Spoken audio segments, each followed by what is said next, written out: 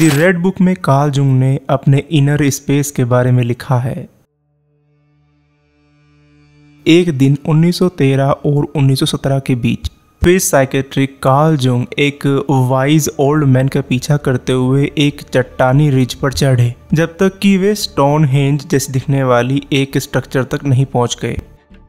इस स्ट्रक्चर के सेंटर में एक वेदी थी। उस वेदी पर एक घर बना हुआ था। गेट पर एक डॉल लाइक वुमन निकली जिसे जुंग ने पहचान लिया। उसका नाम सैलोम था, जो हेरोड एंटिपस की सौतेली बेटी थी, जिसने अपने बर्थडे पर डांस करने के बाद जॉन द बैप्टिस्ट का कटा हुआ सिर मांगा था। सैलोम ने जुंग को देखा और वो जुंग की पूजा करने लगी। जब जुंग ने पूछा कि वो उसकी पूजा क्यों कर रही है, तो उसने जवाब दिया, आप मसीह हैं। जैसे ही उसने ये वर्ड्स कहे, एक काले सांप ने जुंग को चारों ओर से लपेट लिया और पूरी तरह से कवर कर लिया। जुंग को रियलाइज हुआ कि उसे क्रूसिफिकेशन के जैसा ट्रीटमेंट दिया जा रहा है। जुंग ने उस वाइज ओल्ड मैन की ओर देखा जो इन रियलिटी बाइबल का एलिजा था। फिर जुंग का चेहरा लायन के चेहरे में बदलने लगा। आपको अब तक की ये बताई गई बात एक ड्रीम के जैसी लगेगी, लेकिन ऐसा नहीं था। ये एक एक्सपेरिमेंट था, एक डिवाइन ड्रीम, जिसे कार्ल जुंग ने अपने करियर के सबसे हार्ड एक्सपेरिमेंट में से एक माना था। अपने अनसबकॉन्शियस माइंड की चालों को सबकॉन्शियसली देखने के लिए उन्होंने अपनी इमेजिनेशन को बेलगाम होने देने के लिए खुद को कई साल तक तैयार किया था और अपने इन्हीं इंस्पेक्शंस और एक्सपेरिमेंट को एक लाल लेदर की मैन्युस्क्रिप्ट में कलेक्ट किया था, जिसे द रेड बुक के नाम से जाना जाता है। ऑफिशियली द रेड बुक को 2009 तक पब्लिश नहीं किया गया था। ये है स्टोरियस और आज हम बात करेंगे कार्ल जुंग और उनकी दी गई थ्योरी कलेक्टिव अनसबकॉन्शियस के बारे में। कार्ल जुंग और सिगमंड फ्राइड एक ही टाइम के दो ग्रेट थिंकर्स, वो कैसे अलग हुए इसकी भी एक कहानी है। साल था 1913। इंटरनेशनल साइको एनालिटिकल एसोसिएशन के दौरान जब कार्ल जुंग ने अपना लेक्चर शुरू किया, तब सिगमंड फ्राइड के माथे पर कुछ शिकन थी। दरअसल उस लेक्चर से पहले तक दोनों एक साथ काम करते आए थे ह्यूमन साइकोलॉजी पर। कार्ल जुंग एक स्विस साइकियाट्रिस्ट थे जिन्होंने इस बारे में थ्योरीज प्रपोज की कि कैसे कॉमन मिथ्स और सिंबल्स सबकॉन्शियसनेस और कॉन्शियसनेस दोनों लेवल्स पर ह्यूमन माइंड को अफेक्ट करते हैं। कार्ल जुंग की कलेक्टिव अनकॉन्शियस थ्योरी का यूज ये समझने के लिए किया जाता है कि कैसे बच्चों और बड़ों में बिना किसी क्लियर रीजन के डर होता है। कुछ डर जेनेटिक भी हो सकते हैं, जैसे अंधेरे से डरना, तेज आवाज से या खून देखकर डरना। ये डर हमें हमारे एंसेस्टर से मिल सकते हैं। शुरुआत में जंग ने सिगमंड फ्राइड के साथ काम किया, लेकिन दोनों ने अपने रास्ते बदल दिए, क्योंकि फ्राइड का मानना था कि हमारा सबकॉन्शियस रिप्रेस्ड और भूली हुई मेमोरीज, थॉट्स और डिजायर से मिलकर बना होता है। लेकिन जंग का मानना था कि subconscious has more than that. Jung मानते थे कि सबकॉन्शियस माइंड में फ्राइड की थ्योरी से कहीं ज्यादा मैटर है। एसोसिएशन का लेक्चर खत्म होने के बाद कार्ल जुंग और सिगमंड फ्राइड दोनों ने अपने रास्ते अलग अलग कर लिए। फ्राइड ने साइको एनालिसिस डेवलप करना कंटिन्यू रखा, जबकि जुंग ने ह्यूमन बिहेवियर को समझने के लिए ज्यादा स्पिरिचुअल और होलिस्टिक अप्रोच को एक्सेप्ट किया। उन्होंने अपना एनालिटिकल साइकोलॉजी का फेमस स्कूल ज्यूरिक में एस्टेब्लिश किया। वैसे तो कार्ल जुंग ने बहुत सारी थ्योरीज दी हैं, लेकिन उनकी सबसे फेमस और मोस्ट कंट्रोवर्शियल थ्योरी है कलेक्टिव अनकॉन्शियसनेस। वीडियो में हम आगे जानेंगे कि कलेक्टिव अनकॉन्शियसनेस होती क्या है और उसके बाद ये जानेंगे कि ये काम कैसे करती है। दरअसल कार्ल जुंग की इस थ्योरी पर यह आरोप लगाया गया कि ये कल्चरल बायस्ड है। लोगों को ऐसा लगा कि ये यूरोसेंट्रिक है, जो कि पूरे वर्ल्ड को ध्यान में नहीं रखती, जबकि वर्ल्ड में दूसरे कल्चर्स भी हैं, उनको ध्यान में रखकर भी थ्योरीज बनानी चाहिए थी। कार्ल जुंग ने जो भी प्रोटोटाइप्स या आर्कटाइप बनाए थे, वो सभी कल्चर्स में इक्वल इम्पोर्टेंस नहीं रखते थे। ऐसा हम नहीं कहते, ऐसा उस टाइम में बहुत सारे लोगों का मानना था।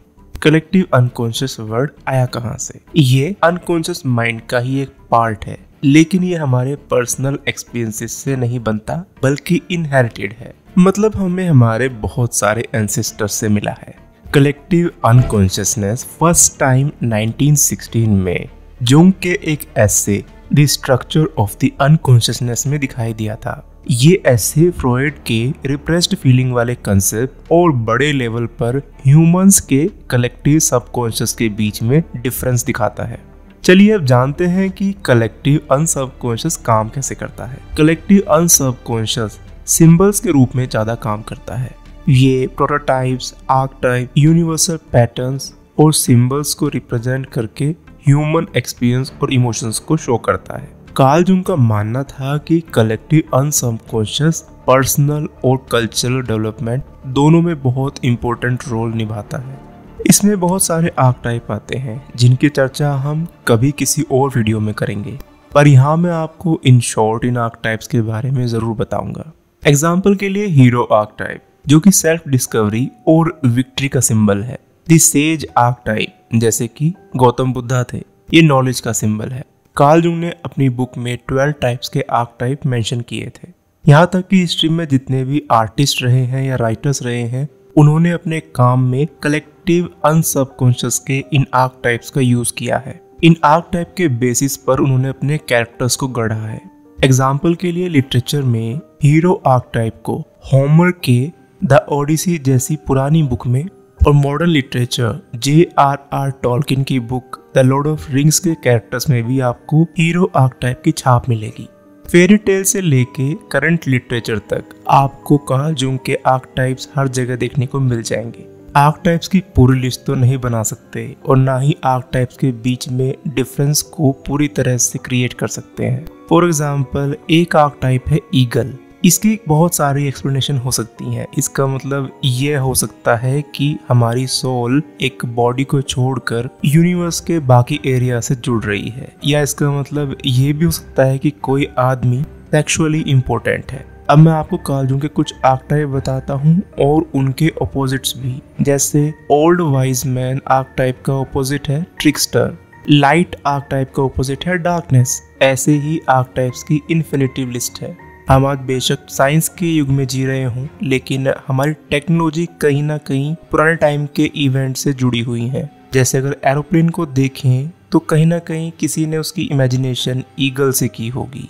ऐसे ही ऑटोमोबाइल या ट्रेन के लिए ड्रैगन का रेफरेंस लिया हो, इंजेक्शन के लिए सांप के काटने जैसी चीजों को रेफरेंस लिया गया हो। इस तरह से हम कह सकते हैं कि हमारी कलेक्टिव अनसबकॉन्शियस में पुरानी इमेजेस भी दर्ज हैं, जिनका रेफरेंस लेकर हम आज की टेक्नोलॉजी को डेवलप करते हैं। कार्ल जुंग ने अपनी प्रैक्टिस के दौरान अपने पेशेंट के अंदर मिथोलॉजिकल एलिमेंट्स की खोज की। उन्होंने उन फैक्टर्स को पहचाना जो उनके पेशेंट के दिमाग में बार बार आते थे। कार्ल जुंग एक पागल सिंजोफ्रेनिक पेशेंट पर स्टडी कर रहे थे, जो ये कहता था कि धरती पर जो हवा चलती है वो सूरज का कोई एक अंग है। जब वो हिलता है तब अर्थ पर हवा चलती है। अब कार्ल जुंग ने उस सिंजोफ्रेनिक पेशेंट की इस बात को किसी मिथोलॉजिकल स्टोरी में या किसी इवेंट में ढूंढने की कोशिश की और जल्दी ही उन्हें सक्सेस मिली। इजिप्ट में पुराने टाइम में पपायरस नाम की वाटर प्लांट से बनी शीट पर लिखा जाता था। उन्हीं पपायरस में कार्ल जुंग को एक मैजिकल कहानी मिलती है, जिसका कुछ टाइम पहले ही जर्मन में ट्रांसलेशन हुआ था। उस कहानी में सन के एक पार्ट की चर्चा की गई थी, जिसके हिलने से अर्थ पर हवा चलती थी।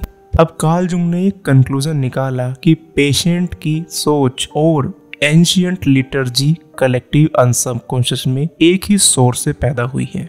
पर यहाँ पर लोग आसानी से कार्ल जुंग की इस थ्योरी को एक्सेप्ट नहीं कर लेते और ना ही वो उनके इस प्रूफ को एक्सेप्ट करते हैं। पापिरियन क्रिटिसाइज रे स्कॉट पर्सिवल जुंग के इस एग्जाम्पल पर आर्ग्यू करते हैं। पर्सिवल जुंग के इस क्लेम पर स्पेशली आपत्ति जताते हैं कि साइंटिस्ट ने जो भी मेन डिस्कवरीज की हैं या इन्वेंशन किए हैं, उनमें कोई कलेक्टिव अनसबकॉन्शियस का कंट्रीब्यूशन है। पर्सिवल कहते हैं कि लोग फैमिलीज के अंदर रहते हैं और कई बार भी फैमिलीज के पैटर्न को फॉलो करना शुरू कर देते हैं। इस बात को किसी पुरानी इवेंट से या मिथोलॉजिकल स्टोरी से जोड़कर नहीं देख सकते।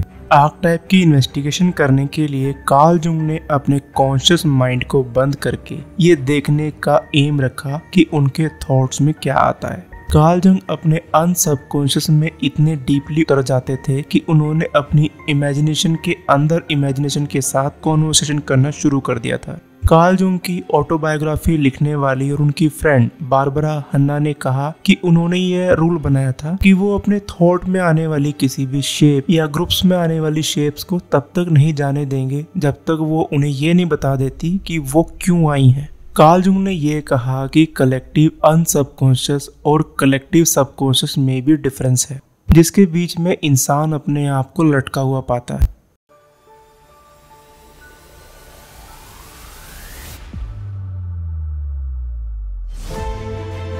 आपको ये वीडियो कैसी लगी कमेंट सेक्शन में ज़रूर लिखें। आप चाहें तो हमें ईमेल भी कर सकते हैं, ईमेल आपको डिस्क्रिप्शन बॉक्स में मिल जाएगी। हमारे नए चैनल स्टोरीज शॉर्ट्स को सब्सक्राइब करना ना भूलें। अगर आपने स्टोरीज हिंदी पॉडकास्ट को अब तक सब्सक्राइब नहीं किया है तो प्लीज़ सब्सक्राइब करें और बेल आइकन को प्रेस करना ना भूलें। फिर मिलता हूँ आपसे एक नई वीडियो के साथ, तब तक के लिए नमस्कार।